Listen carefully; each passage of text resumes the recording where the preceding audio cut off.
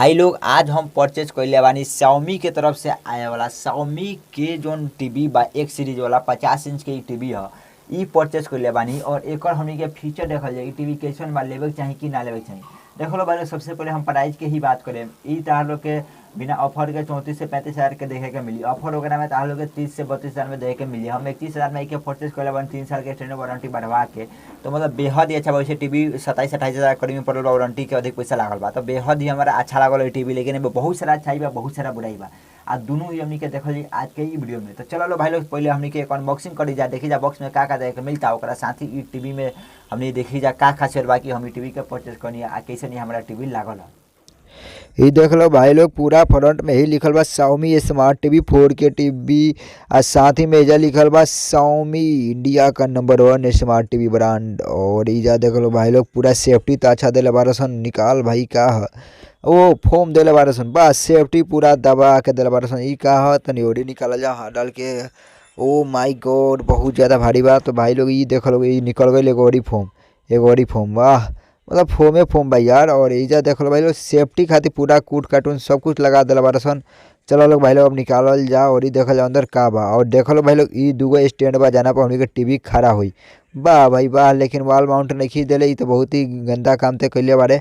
चलो भाई, ये कहा ओहो एगो पाउच में एजा देख लो भाई लोग, एक पावर केबल साथ ही में यूजर मैनुअल आई, एगो रिमोट भी दिला बा और एक बैटरी भी दिले बा। बेहद ही अच्छा काम कैले बा भाई लोग, बहुत ही अच्छा। और एक हटावा साइड में। अब निकालल जाओ अपन मेन टीवी। और भाई लोग ये देखो, हमनी के टीवी काफ़ी ज़्यादा भारी बा, मुश्किल से निकालते हैं जो फूटो ना डरा डरा के। और चलो भाई, ये देखो वाह। और ये देखो लोग भाई लोग, टीवी कितना अच्छा बा, वाह। देखते हुए बहुत ही ज़्यादा खुशी मिलल, वाह। मन में लड्डू फूटे लागल, बहुत ही अच्छा टीवी बा। तो भाई लोग एक वाला लोग मज़ा ही आ गई। और 9 किलो के आसपास में एक और वजन बा, तो वजन भी काफ़ी ही ज़्यादा बा। अब एजा देखो लोग भाई लोग, एक और बैक में भी काफ़ी हद तक अच्छा बा और पतला भी बा, स्लिम भी बा, कोनो ज़्यादा मोटा नहीं है। थोड़ा बिल्ड क्वालिटी कमज़ोर लागता, लेकिन टीवी सही बा, ठीक ठाक ही बा, एकदम स्मार्ट, मज़ा ही आ गई। चलो लो भाई लोग, देखा जा पोर्ट्स कालर बा। ई देख लो भाई लोग, पावर केबल वाला एगो पोर्ट साइड में, साथ ही में 2 HDMI port, 3 HDMI port, 2 USB port डले बा। बहुत ही अच्छा काम कैले बा। अब देखल जाओ और ई में का देले बा। ई देख लो दूसरा साइड में तार लोग के AV पोर्ट वगैरह देखे के मिली, इथरनेट केबल वगैरह भी देखे के मिल जाई, ऑप्टिकल भी मिल जाई और एंटीना के भी देखे के ऑप्शन मिल जाई। बहुत ही अच्छा, पूरा तरह से मज़ा आ गई।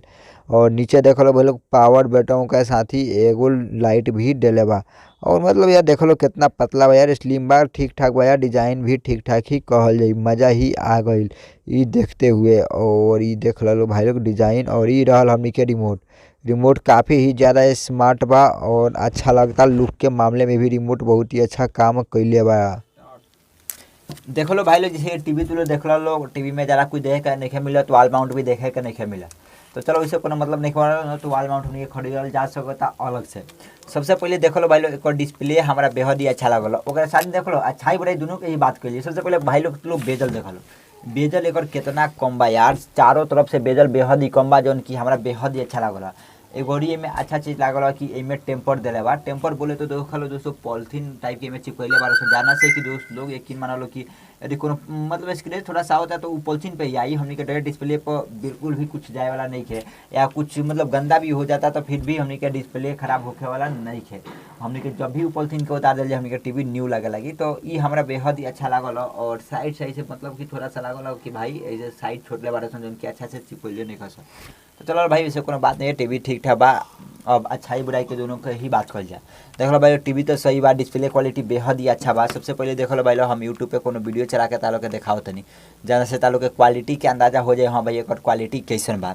और देख लो भाई मतलब बिल्कुल ही अच्छा से खुलता है। देख लो मक्खन जैसन खुल गई। और एजा हम 8K वाला वीडियो चलाते हैं, देखो तार लो, जैसे ही रिमोट के बटन दबाओ तनी वैसे टीवी काम करता। और एजा देख लो भाई लोग, 8K वाला अल्ट्रा HD वाला एगो वीडियो बा, जौन कि हम चली ले बानी अपना टीवी पे। और एक क्वालिटी भी तारा लोग के दिखा दी, तो ये क्वालिटी पूरा हमनी के 4K में वीडियो बा, एकदम बिल्कुल 4K में, जैसे कि देखी सकता है लोग। और एजा देख लो, ये हमनी के एजा वीडियो है बा, ये देख लो भाई लोग 4K में 21 से 60 गुड़े 60। और गाय जे कि माना लोग मतलब बिल्कुल ही 4K में वीडियो बा। क्वालिटी तो लोग देखिए सकता तालो सामने ही बा, क्वालिटी कितना अच्छा देता है यार, मतलब कितना एक्सपीरियंस अच्छा होता है, जैसे कि देखी सकता है मतलब कितना अच्छा लगता। देख लो भाई लोग। समझ ही जाता लोग कि भाई कितना अच्छा क्वालिटी देता, मतलब कि सही बा यार 4K टीवी बा और क्वालिटी ठीक ठाक हम माने। लेकिन भाई लोग देखो लो कमी में का बा, एक जो ब्राइटनेस बा वो बेहद ही कम बा यार, ब्राइटनेस थोड़ा और देवे के चाहिए। मतलब ब्राइटनेस हमारा लागते नहीं है भाई, हमारा लगता 250 स्पीक ब्राइटनेस हुई ए से अधिक ना हुई, ब्राइटनेस को बेहद ही कम बा, ये हमारा तनी अच्छा ना लगल। चलो भाई लोग, इससे कोनो दिक्कत वाला बात नहीं है। हमारा रूम में चलाए तो सही लगल, लेकिन बाहर वगैरह धूप वगैरह में चलाए तो सही ना कह मत लियो लोग। साथ ही में देखो लो भाई लोग, एमे हम तारो के एगो और चीज़ दिखाई जो कि हमारा कमी लगल। अच्छा ही बुराई के दोनों के ही बात कर ली। सबसे पहले देख लो भाई लोग, एमे तार लोग के आउट ऑफ जोन बॉक्स बा, ई तार लोग के बस एंड्रॉइड 10 ही देखे के मिली। और ई 2022 में जब टीवी रिलॉन्च भइल बा तो एकरा के कम से कम 11 तो देवे के चाहिए। 12 नहीं दिले चलो कोनो दिक्कत नहीं है, 11 तो देवे के चाहिए, लेकिन 11 ही बिल्कुल भी नहीं दिले, जैसे कि तुम लोग देखिए सकता लोग। और ये देख लो भाई लोग 11 नहीं दिले। और इजा देख चलो एक आओ तनी बैक में से, और बैक कैला के बाद से एगो चीज़ तार लोग के देखाओ तनी। एमें तार लोग के 2 GB के रैम, साथ ही में 8 GB के इंटरनल स्टोरेज देखे के मिली, जौन कि हमनी के उहो देख ली जाए कोई सच्चाई का बा। एजा देख लो भाई लोग स्टोरेज में हम गई नहीं, बस देख लो कितना हमनी के स्टोरेज दिला बा 4.4 GB के, बेहद ही हमारा कम लागल। जब हम इके खोलेम तो इधर देख लो अवेलेबल कितना बा, बस 253 MB। ज़्यादा कुछ हम डाउनलोड नहीं कैले, बस एगो गेम डाउनलोड कर बानी, ओकरा साथ ही एगो 2 एप्लीकेशन डाउनलोड कर बानी यार। मतलब 253 MB खाली रही तो कैसे काम चली। कम से कम 16 GB के इंटरनल स्टोरेज देवे के चाहिए, लेकिन नहीं दिले, बेहद ही हमारा गलत लागल यार। मतलब यार 1 GB खाली नहीं रहती यार, का मतलब बनता यार, ई तनी गलत लागल। ई चीज़ के तनी सुधार करे के चाहिए रेडमी वाला के। देख लो भाई लोग, अब तुम समझते वाला वो देखिए ला लोग। अब एक साथ देख लो भाई लोग, एक रिमोट कितना अच्छा बा, कहीं से भी भाई बटन दबाओ लोग, कोनो भी पोजीशन में एक रिमोट काम करी। लेकिन एक पहले हम इन्फिनिक्स के टीवी परचेज कर नहीं, देखा के काम कराए पड़ता है तब जाके काम करो। एक वैसे नहीं है, कहीं से भी जब रिमोट दबाओ तो काम करी, बिल्कुल ही छोटा बा, अच्छा बा, स्मूथ तरीका से काम करता। एक साथ देख लो भाई और कुछ एक कमी बताई।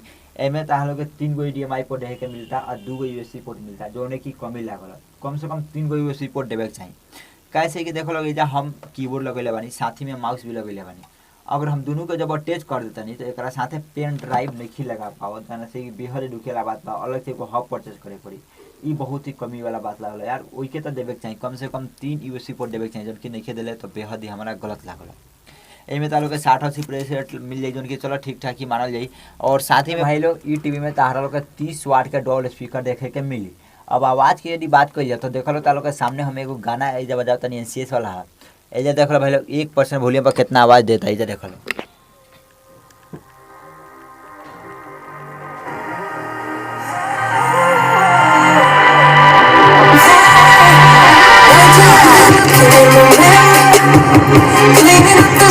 So it's clearer, hoping there's still time. Let me find a way.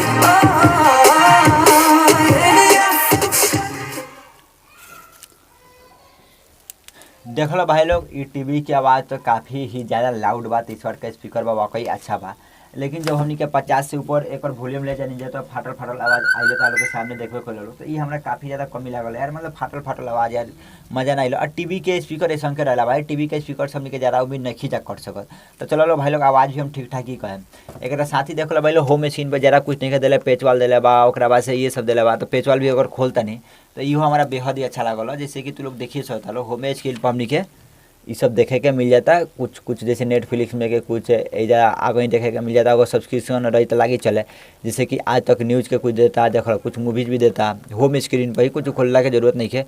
और मनी है टाइम तो नेटफ्लिक्स का अगर हमारा पास रही सब्सक्रिप्शन तो चला पाए, लेकिन सब्सक्रिप्शन नहीं है। देख लो रेट चला सकता नहीं, जैसे कि देख लो द कश्मीर फाइल हम चलावे चाहता नहीं तो G5 के हमारा सब्सक्रिप्शन बात हम इसे एक चला सकता नहीं, जैसे कि तुम लोग देख लो एजा। और G5 के इस सब्सक्रिप्शन हमनी के बाटे में, और जैसे हम क्लिक करें और देख लो चले लगी यार, बिल्कुल ही अच्छा से चले लगी भाई। बहुत ही हमारा चीज़ एगो अच्छा लागल। और देख लो भाई लोग टीवी मूवीज हमनी के जौन बात तो चले लागल। अब एक साथ ही भाई लोग देख लो एगो और चीज़ हमारा इमें अच्छा लगल, इमें हम गेम के डाउनलोड कर बानी, जो कि बिल्कुल ही अच्छा तरीका से चलता। चलो भाई लोग पहले हम खोल दी तब तार लोग के दिखाई कि कैसा ये चलता। तो भाई लोग जैसे कि देखी सकता लो कि हम इमें गेम भी डाउनलोड करनी, और गेम भी बिल्कुल ही अच्छा तरीका से चलता, बिल्कुल भी लेग नहीं करा। जैसे कि तुम लोग देखी सकता लो, हमारा गेम पैड नहीं खे ना तो और भी ज़्यादा मजा आता यदि गेम पैड रही तो, लेकिन चलो लो गेम पैड नहीं खे कोनो बात नहीं है। और देख लो भाई लोग गेम कितना अच्छा तरीका से चलता है यार। मतलब यार बिल्कुल भी लेग नहीं करते यार, कहीं भी तुम लोग देखिए सकता लो कि लेग करते नहीं है। और कितना अच्छा मतलब क्वालिटी देता है, जैसे कि देखी सकता लोग एजा। और एजा देख लो भाई लोग कितना मतलब मज़ा होता है यार खेले में। वाह मतलब कतई जहर वाला फीलिंग आवता भाई, और पुराना दिनों के याद दिलावता जौन कि हमनी के ये सब खेली जा। आजकल ये सब कहाँ खेले नहीं जा भाई, पबजी बीजीएमआई वगैरह खेले नहीं जा। तो देख लो भाई लोग कितना अच्छा, ये देख लो भाई गाड़ी के एक्सीडेंट कैनी और हट भाई आगे निकले में हम हट जोते एकदम तो जीत नहीं सकत। और गाड़ी देख लो भाई एक्सीडेंटो होता है तो कितना अच्छा तरीका से लोग होता, मतलब बेहद यार अच्छा बा भाई, मज़ा आ जाता है। जैसे कि देखी सकता लो, देखो एक्सीडेंट कैनी देखो मतलब कितना अच्छा लोग होता यार, मतलब क्वालिटी तो लोग देख लो भाई लोग कितना मज़ेदार देता यार।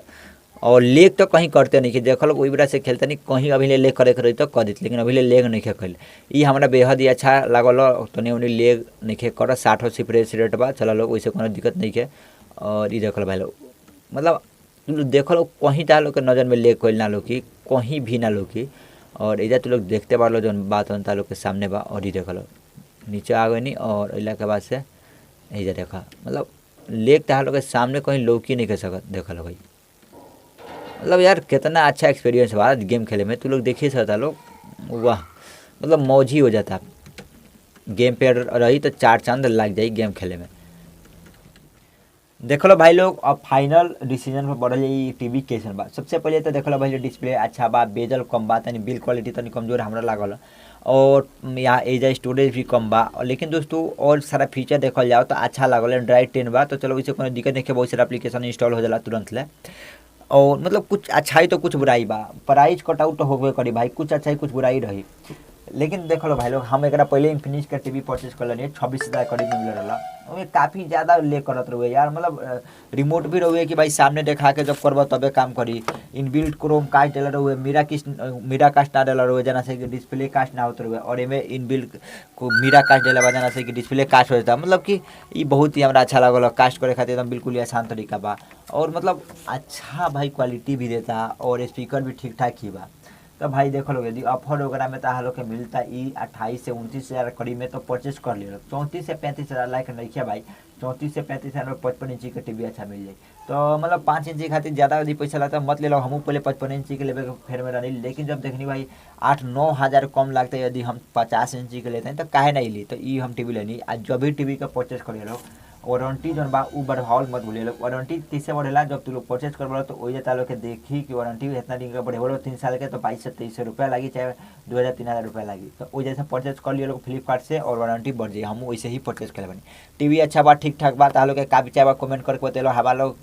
हम तो लोग की यह बात कहम कि टीवी बेहद ही अच्छा बा। चलो भाई लोग वीडियो के जलाला बना खींचते हुए ए जाई वीडियो करते हैं समाप्त। मिले लोग से एगो अगला वीडियो में, तब तक खातिर बाय बाय, जय हिंद, जय भारत, जय बिहार।